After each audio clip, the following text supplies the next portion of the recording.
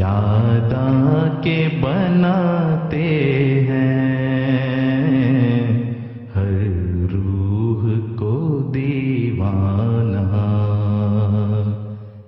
Waqf Jadeed is a scheme that was launched by Hazrat Khalifa Masih Sani Raziyallahu Ta'ala in 1957, and the objective of this scheme was twofold. The primary objective was to look after the spiritual upbringing of members of the Jamaat in rural parts of India and Pakistan. So there was this, as a result of this scheme, there were Muallims who were sent out to rural areas to ensure that members of the Jamaat had an appropriate tarbiyat, especially where they didn't have large established mosques in city centres. And the second objective of the scheme was to bring the message of Islam to the Hindu population of the Indian subcontinent. He had a great vision, Hazrat Muslim Maud, on all aspects, and he began to realize that although, as I said, in the urban centers we were progressing, but in the rural areas there was this dire need. And one of the other things which transpired to him was that especially one of the areas which he concentrated initially was the Sindh area, where the Hindu community was very destitute and very poor, and the Christians were making inroads with them, and he felt that this is where Islam should take precedence, and therefore through this scheme, by the grace and mercy of Allah, many people were converted to Ahmadiyyat through this scheme, in which the aspects of true Islam were told to the people, and they began to accept Ahmadiyyat in large numbers. As a result of contributions that came from this, people would dedicate their time on an arzi basis, i.e. a temporary basis, to go out and fulfill this duty. I mean, for a murabbi, a full murabbi, he has to go through several years of training through Jamia Ahmadiyya. They have to dedicate their entire lives to the service of the Jamaat. But my understanding is that through the scheme of Waqf Jadeed, you can have people that aren't murabbis as such, but have gained training to a basic level, who can go to these rural parts of India. Of course, subsequently, the scheme was initially just for the Indian subcontinent, but then Hazrat Khalifa Masih Rabe Rahimahullah Ta'ala extended it to the entire world. So where these Muallims can go and effectively ensure that members of the Jamaat are getting appropriate tarbiyat. This Muallimeen has now increased extensively. There are, by the grace of mercy of Allah, thousands of Muallimeen. And I come from Africa myself, and some years back I was working in Uganda, and I was just amazed. I had lived in Uganda in East Africa, and at that time there were no Muallimeen, sort of pre-50 era. But now when you go there, in any village, by the grace and mercy of Allah, you will find these Muallimeen who are doing sterling work for the Jamaat in ensuring, as I said, not only the tarbiyat of the members, but to carry forward the message of Ahmadiyya to the corners of the world. हर रोज तो तुझ जैसे इंसान नहीं लाती, इंसान नहीं लाती, ये गर्दिश रोजाना, ये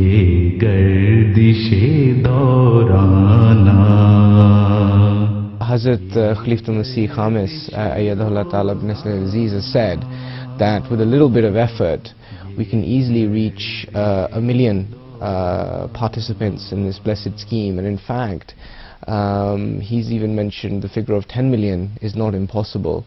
So the scheme, from a very humble beginnings, has grown massively, both in terms of the numbers of people who have the opportunity to participate, but also in terms of the total monies raised and the areas within which people are benefiting as a direct result of this scheme. This scheme requires financial sacrifices from the Jamaat members itself. And it's interesting to note that over the 50-odd years that this scheme has been running, in each year the amount of money and the amount of contributors has steadily increased. Perhaps I should not say steadily increased, but increased manifold. And today, by the grace and mercy of Allah, last year I believe that about 530,000 people joined in this scheme. And it's not only sort of the adult members, but also children, and I'll come to that a little while later. And the amount of money that has been collected is over £3.5 million, which is a huge amount for this scheme, which started with, I believe, the first contributors paid about 6 rupees, you know, which when you translate it in today's money is perhaps less than a few pennies. But that's what it started off as. Now, in this regard, the money which has been utilized is, we must not think that it only comes, say, from Europe or America. But in fact, in the last few years, we have seen a great improvement in the amount of money which the Africans and the Indian people themselves give towards this scheme. And that is how things become successful, is that when the poorest themselves are contributing. You know, in the world today, when we look at Africa in particular, and also India, they are the ones who actually contribute quite extensively. There's an example given once that, you know, that someone who gives only, let us say a poor person gives a few pennies, while he has only got a few pounds perhaps to give, but the percentage he gives is so extensive, and therefore the blessing that he gets is also extensive as well. And this is how Allah has arranged that we find even with Ahmadis in Africa and India, although sometimes they don't even know what they're going to have for their next meal, by the grace and mercy of Allah they are contributing so generously. And it is this really which determines the success of Ahmadiyyat. In Islam, there is a great emphasis on financial sacrifice. You know, one of our 5 pillars of Islam is paying zakat. There's a great emphasis on giving sadaqah. And even within the Jamaat, we pay our chanda. The other chandas are, you know, compulsory and only on your income. This is one where, you know, you don't have to rely on income, you know, you can get it out of your pocket money. The amount of financial sacrifice that is demanded from us in today's day and age is completely insignificant when you look back at the times of the Holy Prophet Muhammad sallallahu alaihi wasallam. You know, everyone's heard the story of Hazrat Abu Bakr basically bringing everything from his house and giving it for the cause of Islam, only leaving the name of Allah in his house. Hazrat Umar also is quite often quoted in this story, who was far wealthier than Hazrat Abu Bakr, and he brought half his wealth. So I don't think anybody in today's age is asked to give up half their possessions for the cause of Allah. It's relatively you know, minor sacrifices which are demanded in today's day and age, but the blessings are immense. The financial sacrifice is very, very important for us to understand, and we give, you know, as much as we can afford. Now, as you said, well, what happens with this money?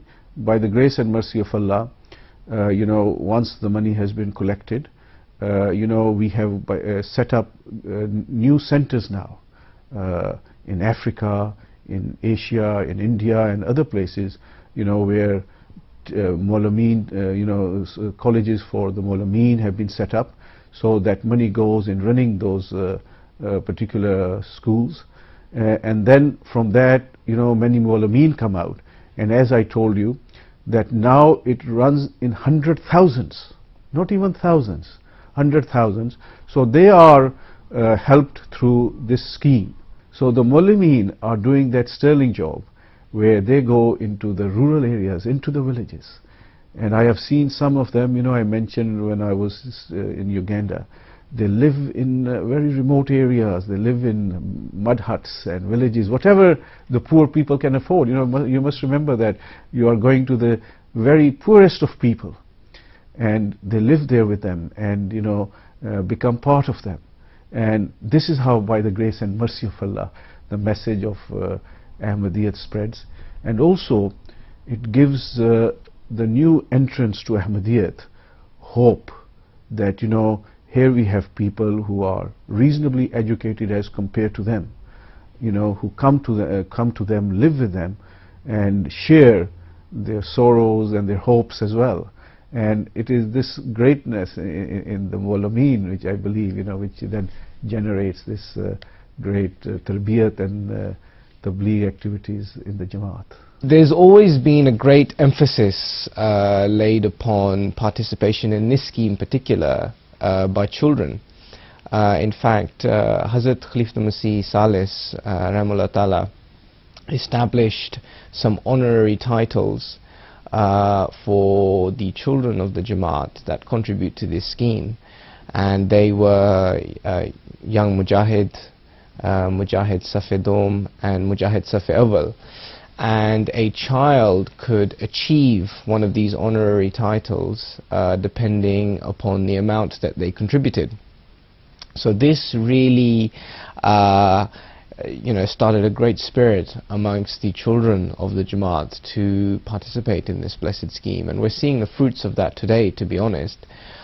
For instance, if I was to take a Jamaat like Pakistan, which mashallah has had the #1 spot in total contributions for Waqf Jadid for many years now, it's staggering when you think that 50% of total contributions by the Jamaat in Pakistan are from children alone.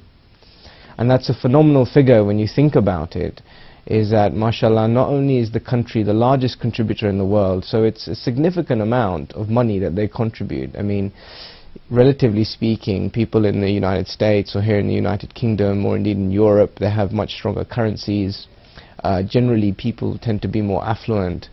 And even considering that, albeit it's fair to say that our Jamaat is larger in Pakistan, but nonetheless it's a big contribution, and for half of that to come from children, I think is amazing. And it's real heartwarming that actually the future of our Jamaat is in the hands of children like these who are making such an immense sacrifice.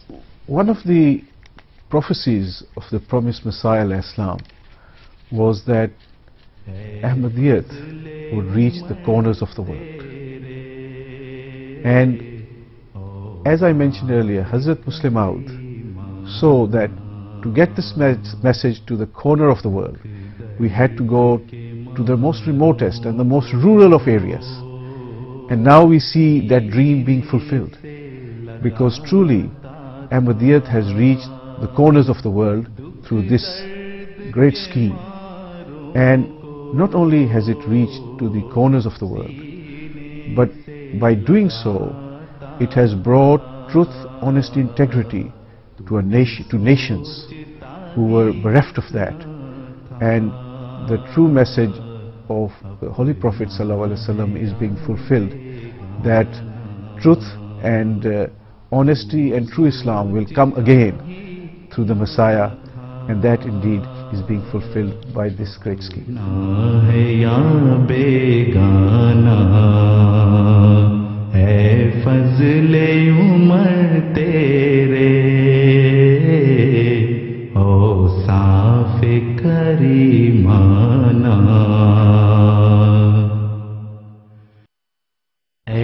फज़ले Umar तेरे